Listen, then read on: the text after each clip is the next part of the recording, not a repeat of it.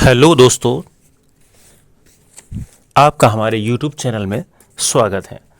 आज हम आपको रॉबर्ट फ्रॉस्ट की first poem dust of snow के क्वेश्चन आंसर के बारे में बताएंगे। तो इसमें एक क्वेश्चन बहुत ही मोस्ट है और क्वेश्चन है, how does the poet observe nature in the poem dust of snow. कवि ने कविता डस्ट ऑफ स्नो में प्रकृति को कैसे समझा है। दूसरा क्वेश्चन है, सेकंड क्वेश्चन है, who has composed the poem dust of snow. Dust of snow को किसने कंपोज किया है, किसने लिखा है। What does the poet teach us, और पोएट हमें क्या सिखाता है थ्रू दिस पोएम, इस पोएम के द्वारा। तो दोनों क्वेश्चन का आंसर सेम ही आंसर होगा। तो आंसर पढ़ते हैं। In the poem dust of snow composed by Robert Frost.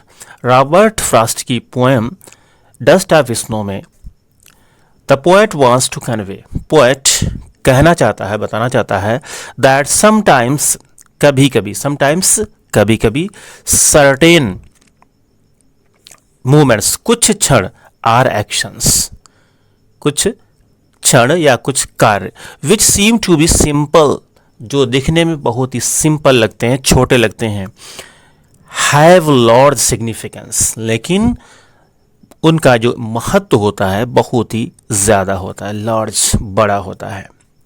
They can change the mood और लाइफ ऑफ ए पर्सन, वो एक व्यक्ति की लाइफ और मूड को बदल सकते हैं।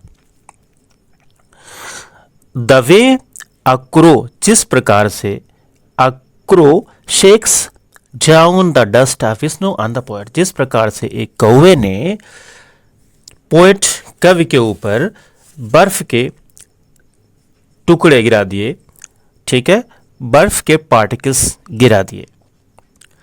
Inspires and gives him the idea to shake off his depressive thoughts, और उसको एक प्रेरणा मिली जिससे उसने अपने डिप्रेसिव थॉट्स, दुखी विचारों से जो था, दुखी था, परेशान था, वो विचार उसके वहाँ से हट गए। उसने डिप्रेसिव थॉट को वहाँ पे शेक ऑफ कर दिया, वहाँ से छोड़ दिया।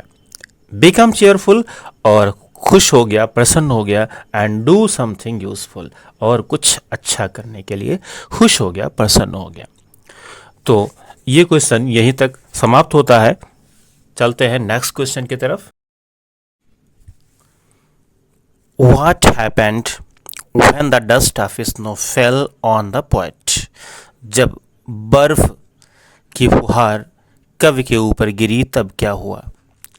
when the dust of snow fell on the poet, जब dust of snow बर्फ के कण जब पोएट के ऊपर गिरे तब his mood changed, उसका मूड बदल गया।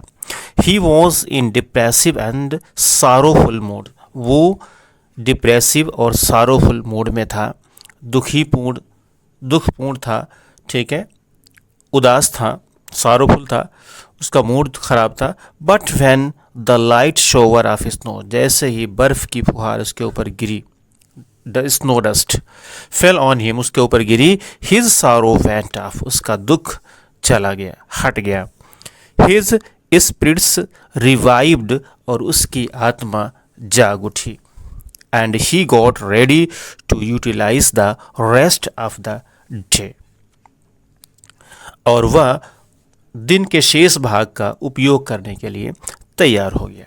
He got ready, वो तैयार हो गया, to utilize, यूज़ करने के लिए, प्रयोग करने के लिए, the rest of the day, शेष बचे हुए दिन को।